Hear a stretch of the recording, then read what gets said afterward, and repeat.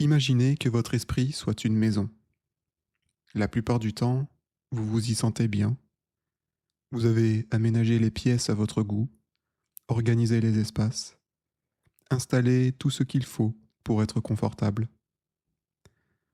Parfois, c'est un peu le bazar, bien sûr, mais dans l'ensemble, l'endroit reste habitable.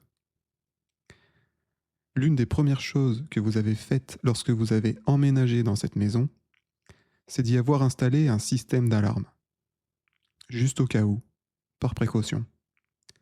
Un bon système, sophistiqué, capteur de mouvement, détecteur d'ouverture, sirène puissante. Bref, une sécurité à la pointe. Le problème, c'est que ce système est tellement sensible qu'il ne distingue pas toujours un cambrioleur d'un simple courant d'air. Alors parfois, l'alarme se déclenche pour rien. Un volet qui claque, un chat qui passe dans le jardin, une branche qui touche la fenêtre. Et pourtant, la sirène hurle comme si la maison était attaquée. Votre esprit fonctionne un peu de la même manière. Si la maison représente votre esprit, l'alarme représente une protection psychologique. Cette alarme intérieure, c'est ce qu'on appelle un mécanisme de défense. Quand elle se déclenche, cela veut dire qu'une menace émotionnelle a été détectée. Critique, rejet, humiliation, incertitude. Et le cerveau active automatiquement une protection.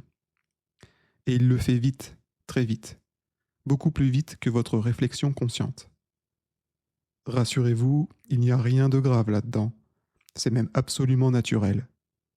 Tout le monde a cette alarme à l'intérieur. Et celle-ci est très utile, parce qu'elle permet d'éviter la douleur.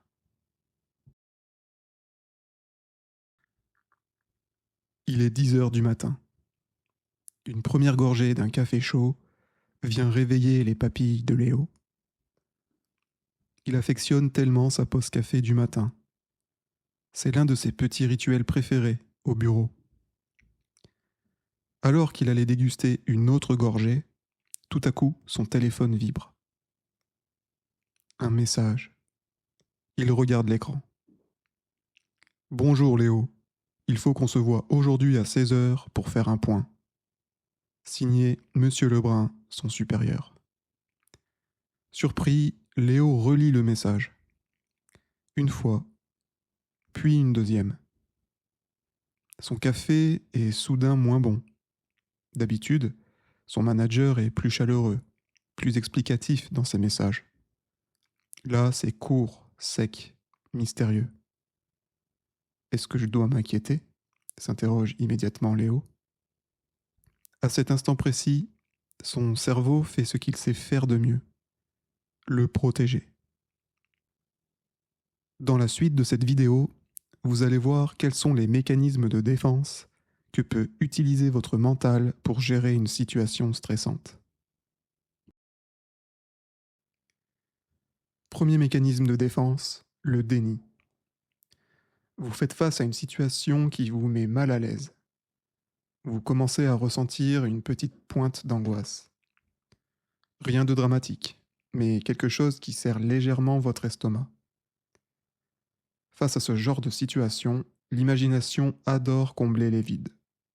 Et souvent, elle le fait avec les scénarios les plus inquiétants. Cette tendance à surdramatiser se transforme peu à peu en un raisonnement plus acceptable.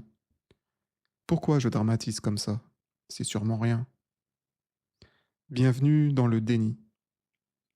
Le déni consiste à refuser l'existence d'un problème afin d'éviter l'inconfort qu'il provoque. En mettant le problème de côté, on évite ainsi d'ouvrir la porte à l'incertitude, car l'incertitude est inconfortable pour le mental. C'est un peu comme fermer les volets de votre maison pour ne plus voir un voisin que vous détestez. Léo est contrôleur de gestion. Il adore les chiffres. Pour lui, les chiffres sont rassurants. Les messages mystérieux, beaucoup moins. Bon, c'est sûrement pour me parler d'un nouveau projet, se rassure Léo. Et ce léger mal de ventre, c'est probablement à cause du café, rien d'autre. Voilà, Problème réglé. Le voilà débarrassé de cette sensation inconfortable. Il passe en mode déni, ce qui permet d'offrir un petit roupillon à son angoisse naissante. Enfin, presque, parce que ses mains sont encore un peu moites. 1 heure plus tard, de retour à son poste, Léo reprend son téléphone et relit le message. Il ne sait toujours pas quoi en penser. Un bien mystérieux message. Il voulait répondre pour demander le motif de la réunion, quand une nouvelle idée surgit dans sa tête. Franchement, à quoi bon répondre? Ce n'est pas très professionnel comme message. Le voilà maintenant irrité. Son patron devient dans son esprit quelqu'un de stressé, d'instable, presque injuste. Un revirement intéressant de la part de Léo, qui passe de l'angoisse à la projection. Et voici un deuxième mécanisme, la projection. Quand une émotion difficile menace notre image, notre cerveau a une astuce très simple, la placer chez quelqu'un d'autre. Une peur, une jalousie, une honte, vous l'exportez vers la personne pour vous en débarrasser.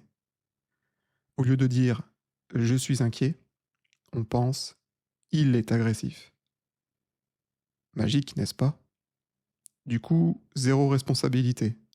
Et la remise en question, écartée. Léo se sent déjà mieux. Tout est la faute à Monsieur Lebrun. Le problème n'est plus son anxiété. Le problème, c'est son patron. Pratique. Sauf que la réunion est toujours prévue aujourd'hui, à 16 h. Midi passé. Léo mâche nerveusement son sandwich tomate mozzarella tout en réfléchissant. Cette fois, il se met en mode analytique. Après tout, il est contrôleur de gestion. Les chiffres et la logique, c'est son domaine. Alors il fait ce qu'il fait toujours quand il panique. Il transforme l'émotion en tableur Excel. C'est vrai qu'il reste encore du travail sur l'élaboration du budget du trimestre, à moins qu'il souhaite revoir la nouvelle organisation du service qui a été annoncée la semaine dernière.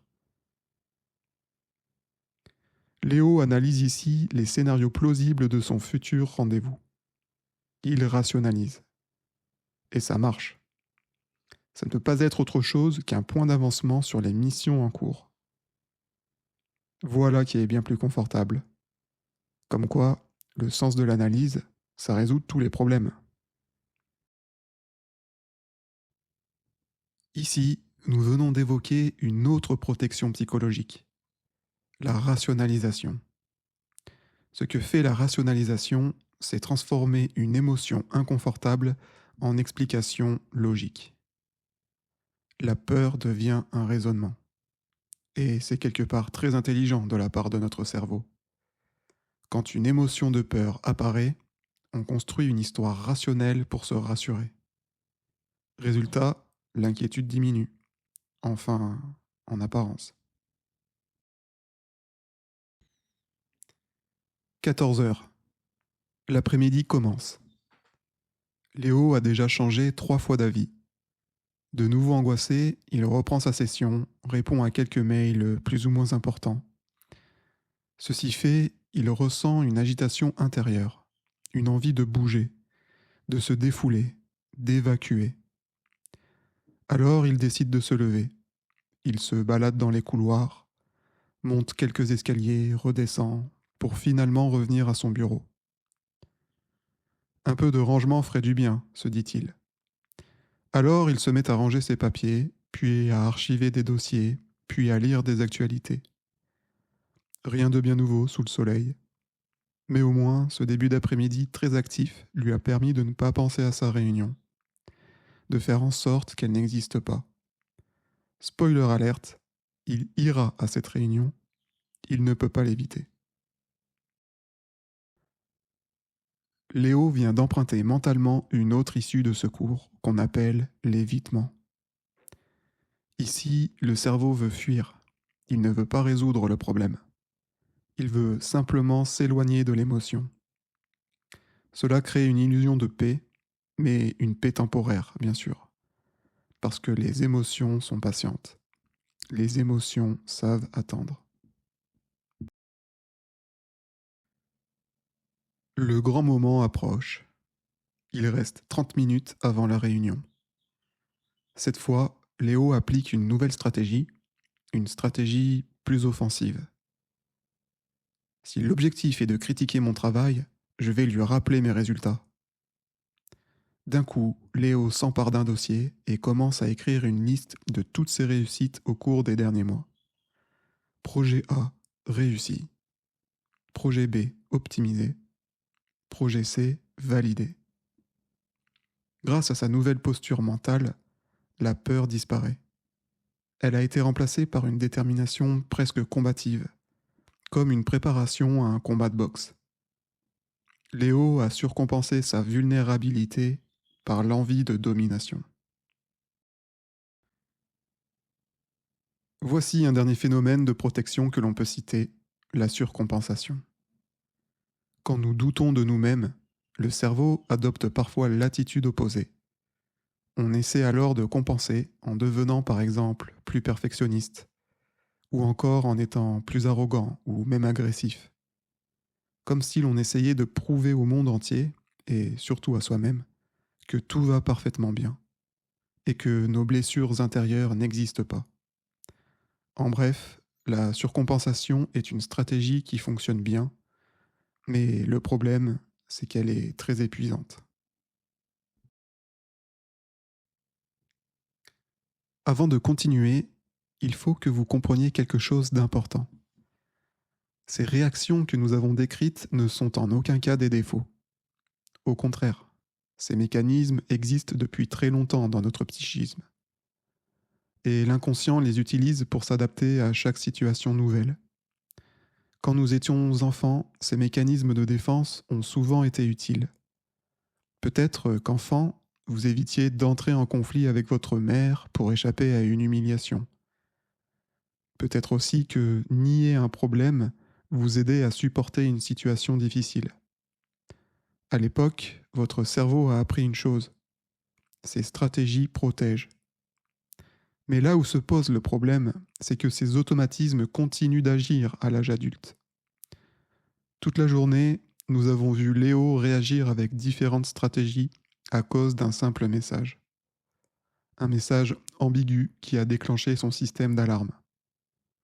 Dès cet instant, Léo n'a ensuite cherché qu'une seule chose, échapper à une peur. La peur d'être jugé. La vraie menace n'était donc pas le fameux message, mais plutôt l'expérience de la peur.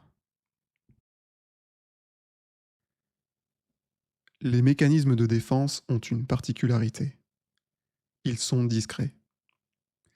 Ils ne disent jamais Bonjour, je suis votre mécanisme de projection. Ou Salut, moi c'est le déni. Un mécanisme de défense est pour ainsi dire invisible. Ils s'imposent à nous et deviennent simplement la réalité. Et c'est pour cela qu'ils sont si difficiles à repérer. Léo s'en souvient encore aujourd'hui.